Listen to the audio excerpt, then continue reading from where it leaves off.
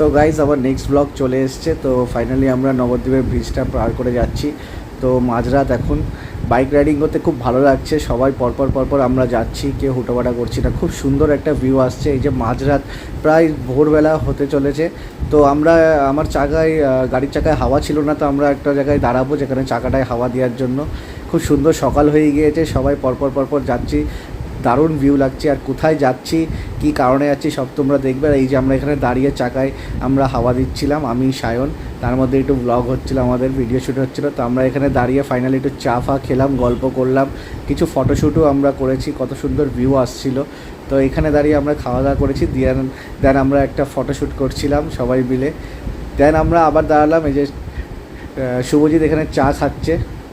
তো তারপরে আমরা গল্প টল্প করলাম, একটু হাত মুখ ধুলাম, দেন আমরা আবার বেরিয়ে পড়লাম রাইডে। তো ফাইনালি আমরা আমাদের ডেস্টিনেশনে চলে এসেছি, কিন্তু এটা কি কোথায় সেটা পরের ভিডিও